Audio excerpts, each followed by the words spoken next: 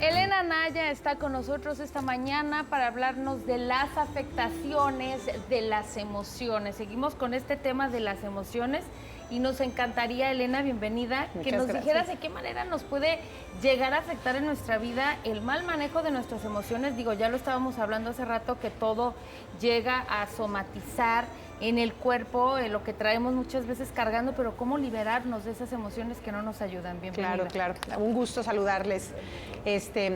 Pareciera extraño, que nos extraña a su vez, que cuerpo y mente, alma y emociones sean cosas distintas cuando en realidad somos indivisibles. Entonces lo que nos sucede realmente llega a generar un impacto en tu alma, en tu cuerpo, en tu pensamiento, y puede llegar, digamos, a configurarte distinto, ¿no? Y muchas de las cosas que bloqueamos, que reprimimos, que negamos, que no sabemos manejar, pueden llegar a enfermar evidentemente el cuerpo, además de que puede llegar a tener consecuencias a nivel emocional. Y esto es algo que los psicólogos nos topamos de continuo, pero bueno, ya desde el propio Freud con el psicoanálisis se daba cuenta que muchas mujeres reprimían, sobre todo por el momento histórico en el que estaban viviendo estas mujeres, que todo lo sexual era mal visto, se daban cuenta que ellas tenían una especie de neurosis de vida a no aceptar y reprimir muchos deseos o situaciones más de índole sexual, ¿no? Y él hablaba un poco de esto. De hecho, el término de histeria viene de útero, ¿no? Propio de la mujer. Y entonces sucede, y nos sucede a todos nosotros, que crecemos en un mundo cultural donde desde nuestra familia o en la sociedad en la que nos movemos hay cosas que parecieran prohibidas, sí, ¿no? Que no puedes sentir esto, no puedes hablar de esto, no llorar, no de que llorar, no llores. Exacto, y vamos generando un impacto en las personas. Ahora, no todos los niños, ante la prohibición del llanto o de no manifestar el enojo, o que algo tenga una actitud desaprobatoria por parte de tus padres, no todos los hijos o todas las personas lo vivimos igual. Existen personas que pueden llegar a tener una necesidad, ¿no? Se llama sociotropía, fíjate. Hay personas que tienen un rasgo que buscan ser complacientes, que buscan se les llama dependientes emocionales, que todo el tiempo necesitan sentir que agradan, que son reconocidos, que lo que hacen gusta. Y ese tipo de personas, cuando tienen probablemente desaprobación por parte de sus padres o de la gente con quien ellos conviven, pueden llegar a generar una especie de represión mayor. Es decir, personas que tienen más necesidad de ser queridas, vistas, aceptadas, pueden estar excesivamente atentos de lo que no gusta y lo reprimen. Y reprimir emociones es mandar o intentar mandar a una parte muy oculta dentro de ti lo que, si nos ponemos a pensar, de todas formas te ocurre. Qué fuerte manejarte, como si no te pasara lo que sí te pasa, ¿no? Y entonces puedo yo, por ejemplo, reprimir enojos, ¿no? Y mostrar que todo va bien, que todo está bien. Me decía el otro día una persona en terapia que había aprendido a no dar molestias, ¿no? Y entonces, si a alguien le quedaba mal, si ya no alcanzaba lugar para ella, si entre sus hermanos decían, no, ya no llegaste a tiempo, ella decía, bueno, no importa, y encontraba una justificación a decir, bueno, en el fondo no se me antojaba tanto, comprendo que ya no me tocó. Y entonces aprendes a tener como el último lugar y a tener problemas de autoestima muy grande por una represión, en este caso, de las necesidades e intereses que tú quieres.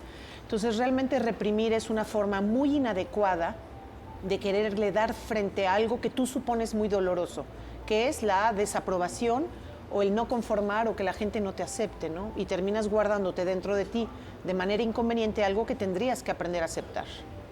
Ahora, cuando reprimes alguna emoción, ¿puede llegar a convertirse en alguna enfermedad o de qué manera nos puede llegar a afectar el reprimir las emociones? Totalmente. De hecho, bueno, pues ya acabamos de escuchar, ¿no? Todo lo propio de las enfermedades psicosomáticas.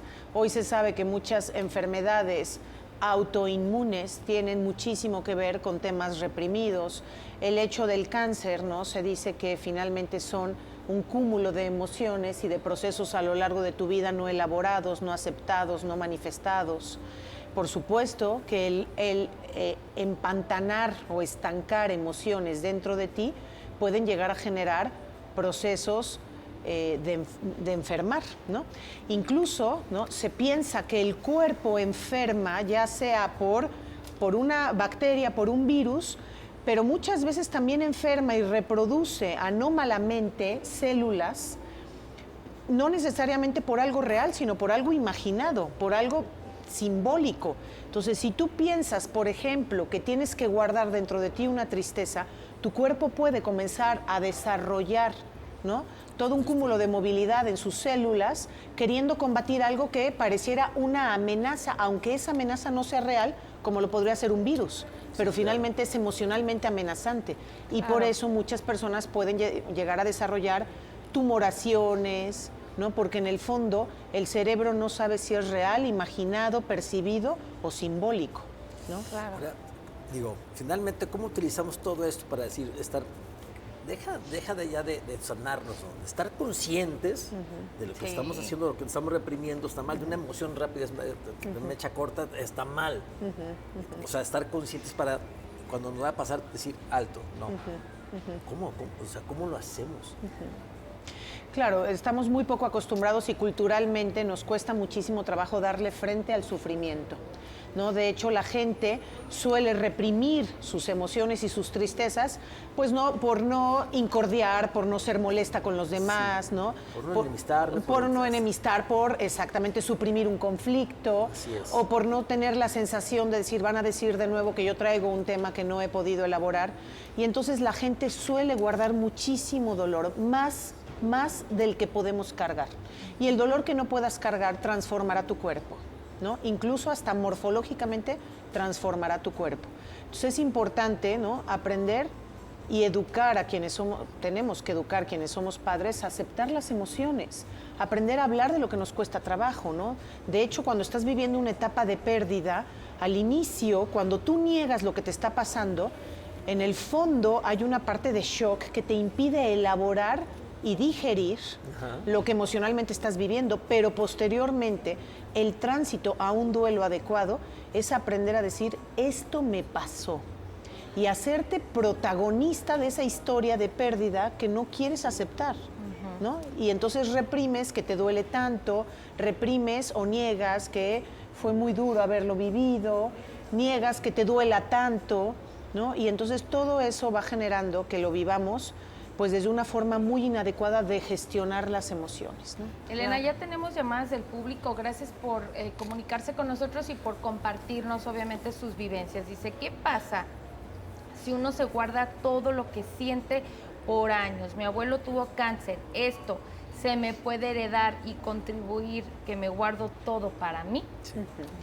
A ver, hoy sabemos que no todo es una carga genética, ¿no? Sabemos que no todo lo que nuestros abuelos hayan podido tener fisiológicamente hablando, en términos de heredabilidad, necesariamente lo vamos a tener nosotros, sino que hoy hablamos de algo que se llama epigenética. No puedes negar que enfermedades de tus padres o de tus abuelos puedan ser más fácilmente transmitibles, como puede ser una depresión, ¿no? Pero también sabemos que lo que realmente aprendemos, por ejemplo, en este abuelo, más que heredar el cáncer, resulta que tú te desarrollas y creces en un ambiente donde silenciar el dolor es normal, es lo adecuado, ¿no? Y entonces, ¿qué le pasa al abuelo? Nada, y del dolor no se habla, y entonces la gente aprende a silenciar, y eso le genera un modelamiento a las personas que estamos cerca de no saber hablar de lo que nos sucede, ¿no?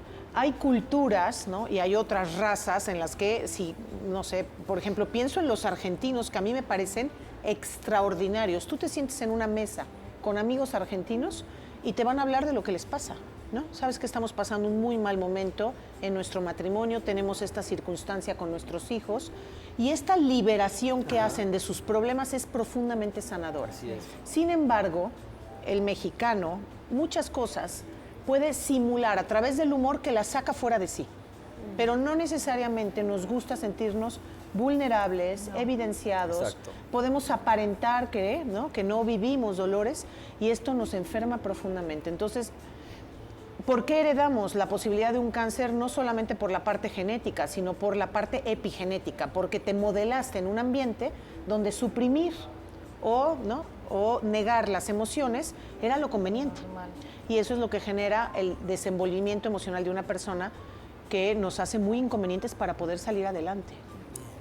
Por ahí, ¿no tienes preguntas, Sergio? Porque aquí dice, Acá tengo, yo sí. casi nunca lloro, ni hablo de lo que me pasa, pero últimamente me siento bien cansada y enferma. ¿Será por eso?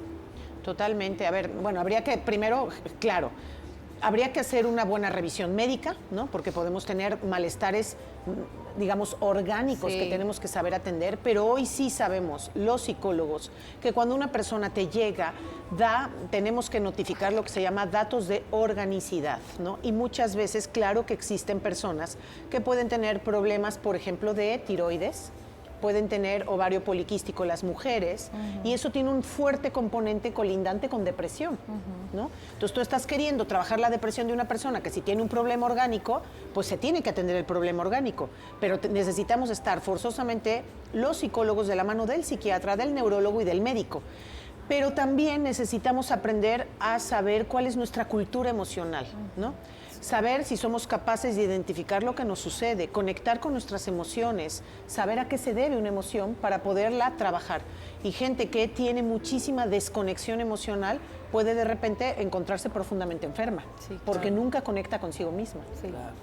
Dicen por acá, cuando fui novio de mi esposa hace 34 años llegué a visitarla y la vi besándose con otro. Y lo que hice fue llevarle serenata, pasé por alto. Y después me pasó lo mismo con ella en otras 2 ocasiones. Terminé casándome y volvió a pasar ya como matrimonio. Y hubo un momento en que exploté y tiré todo lo que había hecho. Seguimos juntos, pero ya ha sido muy difícil. O sea, aguantó hasta que ya no pudo más. Claro. A ver, es interesante porque esta persona que nos confía lo que sucedió, tiene que haber un momento anterior en su vida en el que silenciar algo doloroso se volvió aparentemente una prescripción personal, ¿no? Es decir, va a haber muchos momentos en la vida en donde nos tendremos que enfrentar a un conflicto nuclear, que es una decepción, una traición, algo que cambia el destino de nuestra vida. Y él tendrá que identificar, previo a ese acontecimiento que nos relata de su mujer, que además pareciera que le trajo consigo muchísimas experiencias posteriores igualmente desagradables, pero él en algún momento aprendió a silenciar algo que no debió haberse callado. Y tendrá que identificar qué es y por qué lo hizo. O sea, realmente sanar las causas y saber por qué muchas veces derivo haciendo cosas que debía haber hecho distintas es una forma de ir para adentro, porque reprimir es guardar con dolor algo que tendrías que saber expresar para que no te conflictuara más adelante. Así es. Claro. Dice, a veces me da miedo decir lo que siento por no preocupar a los demás, pero me duele el pecho o me dan ataques de mucha ansiedad. ¿Cree que esto tenga que ver relacionado con las emociones? Totalmente. A veces hay un término que a mí me gusta muchísimo que se llama trastorno de necesidad, ¿no? A veces cuando vamos con el médico le dice, oiga, tiene usted un trastorno digestivo, ¿no? Una serie de componentes que hacen que tú tengas un padecimiento, colitis, gastritis, ¿no? ¿Qué es el trastorno de necesidad? Cuando no somos capaces de decir, yo quisiera esto, necesito esto, y no lo sabemos transmitir.